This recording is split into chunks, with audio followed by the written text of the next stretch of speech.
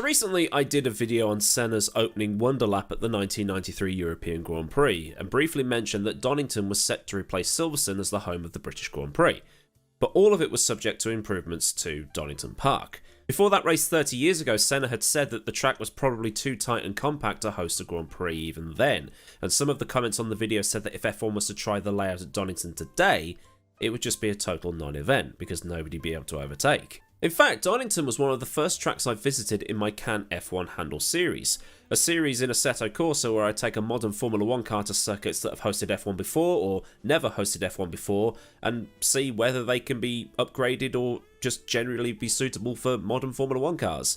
It was all done off the back of the 2020 F1 season, when instead of 2 races at Silverstone that year, people were saying, just go back to Brands or just go back to Donny.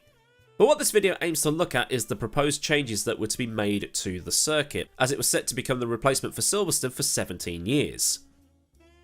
Until it wasn't.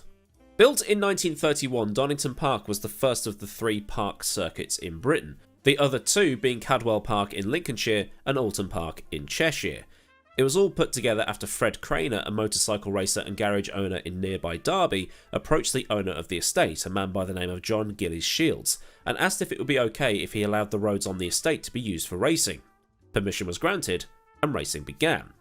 And it's called Donington Park because the original track layout, was on the grounds of the Donington estate. Looking at the original layout, you can see similarities between what was then and what is there now. The cars started after the Melbourne hairpin before taking a left at Redgate Corner and, well, I mean, if you've driven the track in any racing game or watched any BTCC or motorbike racing at Donington Park, you'll know how the rest goes. It's pretty much exactly the same. Although calling that one corner the hairpin is a bit optimistic. I guess it was tighter than it looked. But the shots on your screen are an artist's impression of how the circuit was in 1937, a 4.1 kilometre or 2.5 mile long circuit, and you can see things like the Craner curves, the hairpin, or old hairpin as it is today, Melbourne hairpin and other parts of the track being very similar to how they are now. But racing had to stop in 1939 due to the outbreak of the war, and racing at Donington Park disappeared for over 35 years. In the 1970s, a man called Tom Wheatcroft bought the land on which the circuit sat and battled against Leicestershire County Council over the planning permission, as the council didn't want racing to return to the old estate.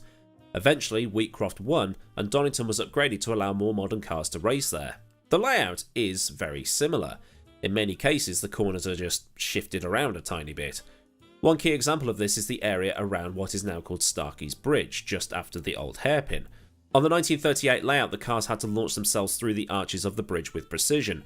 On the modern circuit, you just drive around it. The full comparison is on your screen right now. I've tried to line them up as best as possible, but some of it is going to be off because of the scales used to make the maps, but I hope you get the idea at least. It should also be mentioned that the GP loop, or the Melbourne loop, whatever it wants to be called, was only added in 1985, and this was done so that motorbikes could use the circuit without it being too short for them. This is the layout that still exists today. You have the extended loop, the GP loop, and you have the national circuit, which just cuts that out with a simple chicane. In 2010, the chicane on the national circuit was moved back to where the chicane for the GP loop is to make the pit straight a tiny bit longer for national circuit series. Aside from that, between 1976 and now, completely unchanged. But then in 2008, British motorsport fans read the news that Donington had been given a 17-year deal to host the British Grand Prix, starting in 2010. In my video about the priest on the track during the 2003 edition of the British Grand Prix, the circuit owners and race organisers were chewed out by both Bernie and Moseley because Silverstone, by that point, was getting a bit long in the tooth, as the saying goes. Parking was atrocious, the facilities weren't up to standard, and modern Formula 1 was quickly outgrowing the circuit, and Silverstone had to do something quickly to get it fixed, or face losing the race. And it's not like Donington was raring to go either. As Senna pointed out, the place wasn't exactly great for Formula 1 in 1993, so how was it going to handle Formula 1 in 2010 with the progress that had been made in those 17 years? The circuit would have to go through a complete overhaul that was set to cost the operators of the circuit at that time, Donington Ventures Leisure Limited, who leased the circuit from the Wheatcroft family, £135 million. They wanted to preserve as much of the track as possible, because as one of the people on the board of directors said, if we touch anything between Redgate and Coppice, there will be hell to pay. I guess they'd seen what happened to Hockenheim and were thinking, how do we get ourselves out of this mess? And actually, the plans weren't as invasive or changing as many feared. The track would stay exactly the same between Redgate, Turn 1 and Coppice would now become the final corner, the pit straight being moved to what is now the final run towards the chicanes. Coppice would be turned into a corner similar to Bahrain's final corner, and the cars would go on an uninterrupted run from Coppice up to the Melbourne hairpin, which would become Turn 1. There's then a Silverstone-style infield section to create another overtaking opportunity, whereupon it loops back round to the current pit straight, up towards Redgate, and then back round to Coppice, which, again, is exactly the same as it is now. On top of this, plans were put in place so that the circuit could be split in half and could, in theory, hold multiple events at the same time, which is what happened when I was at Silverstone back in November.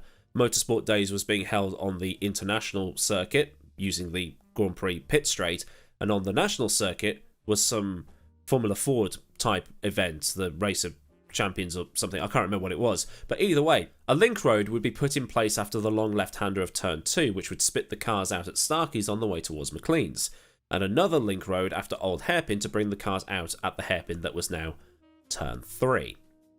I'm seeing a similarity here with another British track that had upgrades at around exactly the same time.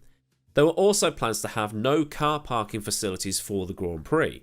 Instead, shuttle bus services would be put in place and access would be only using public transport. It would never have worked in a million years because our railways are shit. But as soon as Donington was given the deal, Donington Venture Leisure Limited was found to be in a spot of financial bother. The Wheatcroft family subsequently sued DVL, which was all settled out of court.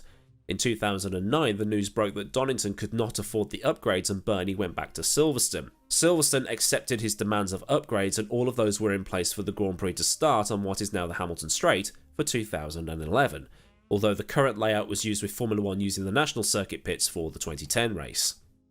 Today, Donington is now in the hands of Motorsport Vision, a company led by former F1 racer, commentator and medical student Jonathan Palmer. The 21-year lease from the Wheatcroft family started in 2017 and MSV has improved some of the facilities at the track, with the circuit hosting the BTCC season kickoff this coming Sunday, and will also use the full GP loop for a BTCC event in August, and the circuit will also host other national level car and bike races. But like I said in the European Grand Prix video, it's a big what if. What would Donington have looked like if the upgrades had gone ahead? There's not even a what-if layout available for something like a Assetto Corsa or R-Factor 2, and I would love it if someone did put something like that together. I also think that the upgrades wouldn't have been as hated as they probably are at Silverstone, for instance, because the vast majority of the circuit was left unchanged. Coppice, okay, maybe they did need to change it to maximise the pit straight, but the corners changed and or eliminated they were expendable, I guess. At least the bits we know and love were left completely alone, not even reprofiled. Redgate, Craners, Old Hairpin. It might have actually been circuit redesign done right. I know there are a lot of people out there that are still annoyed that Bridge Corner at Silverstone is gone. But I guess that's something for you to talk about in the comment section. I do like it when you put your own opinions down there because, well, it gives me something to read and algorithm. But anyway, a look at what Donington would have looked like if it had continued to host the British Grand Prix. If this has been new to you, then do give the video a like, and for more stuff like this, subscribe with the bell on so you never miss out on anything I do here. Massive thanks to the people of Patreon for the continued support, and if you want to help out, links to Patreon, Discord, socials, and my F1 Store affiliate link are all down there, so you have to do, well, very little work on your end. And there's also super thanks there too if you just want to refill my coffee cup. So until next time, I've been AdmiralLaWind. Time to wait on the touring cars. Goodbye.